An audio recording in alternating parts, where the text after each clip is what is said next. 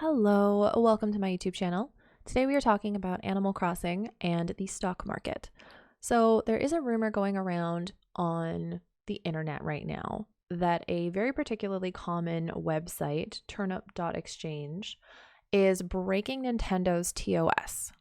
Now, there is no solid confirmation that this is true, but the other day on my Twitch stream, there was a conversation on just this topic. Without major backing of the information at the time, I put a pin in it and decided I would look into this more when I was offline. Over the last 2 days, I've been digging around and testing the site myself. So what I found is for certain that the Turnip Exchange does access your island's name by itself.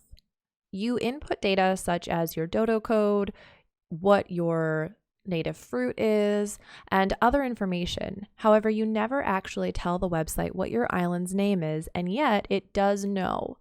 The other thing that the website does is check if your dodo code is valid.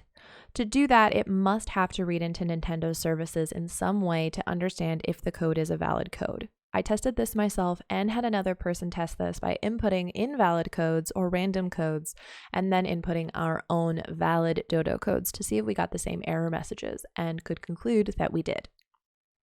Now, this confirms that the website accesses Nintendo in some way and info that is provided via the dodo code. There have also been rumors that the website tracks how many people are actively on your island. While I couldn't find any confirmation of this online, I decided to do my own testing. I gave the same dodo code that I inputted into Turnip Exchange to my community members in my Discord and asked them to come visit. My island not only had enough visitors to test this, but it filled to max capacity, and the website continued to say that there was 0 out of the 2 visitors in the queue, even while my island was at max capacity. To me, this shows that it doesn't track how many people are actually on your island. But that doesn't mean that there isn't some code in the background that is accessing this information, much like it accesses the name of your island. If they do access that information, they're not utilizing it to better their website. Other research of my own found that there's no confirmed cases of Nintendo banning people from online play, like some have suggested, due to the use of Turnip Exchange website. While this might be true, there is no easily found confirmation of this on the World Wide Web that I could find after 2 days of researching this. After realizing that the website does in fact find some information via the dodo code, which I can only assume is via the dodo code because that is the only information that you are providing that is strictly Nintendo information, I went through the terms of service of Nintendo myself to make sure that these words were accurate. You can go to @stockmarket_ on Twitter that has a Discord that runs to help people exchange their turnips with each other.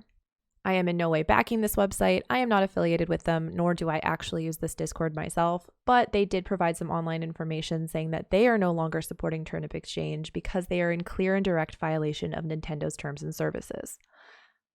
I wanted to make sure that I read through the terms and services myself so that I could confirm that this was indeed true, at least what they are quoting. They say that in Section 6, you agree to not attempt to reverse engineer any aspect of the services or do anything that might discover source code or bypass or circumvent measures employed to prevent or limit access to any area, content, or code of the services, except as otherwise expressly permitted by law. It also says that you are not to develop any third-party applications that interact with user content or the services without our prior written consent, our being Nintendo services. Use any robot, iframe, spider, crawler, scraper, or other automated means or interface not provided by us, again being Nintendo, to access the services, including without limitation for the purpose of copying, extracting, aggregating, displaying, publishing, or distributing any content or data made viable via services. Now, while this is a lot of jargon to a lot of people, this is basically saying that you are not to create any code that goes in and accesses information that the user uses in Nintendo's way. So effectively, this website using your dodo code to access information on your island, which does access your username and finding if the dodo code is valid, could potentially be read as violating Nintendo's terms of services. Now, I'm not here to tell you how to live your life, what to use, what not to use. However, if you choose to use this website, I'm simply providing this information so that you know that it is possible Turnip Exchange is violating the terms and services of Nintendo specifically. And while this may never come back to you, it may never be dealt with, there is always the possibility that Nintendo could shut the site down and have effect on the people that have been using it. But again, I can't find any confirmation that people have been banned from using this website.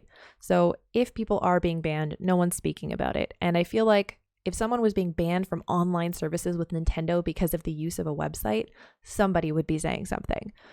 So for now, if you want to keep using the site, I'm not going to tell you not to. I'm just providing the information. I personally, because I do run a community that is centered around games like this, I will no longer be using the website just because I don't want to get into any trouble and I don't want to break Nintendo's terms of services. So now that I know this information, I will no longer be using this website to host Turnip exchanges, but instead using my own methods to make sure that my community can come to my island with my dodo code that I have privately messaged to them. So again, hopefully this information you can find helpful. If you have any confirmation or any other things that I may have missed, please feel free to comment below or send me a direct message on Twitter. I'm at SlyTQ and my DMs are open to everyone. And I'm always happy to learn and edit information if it is found to be false. So thanks so much for watching. I hope this has been helpful and I will see you later.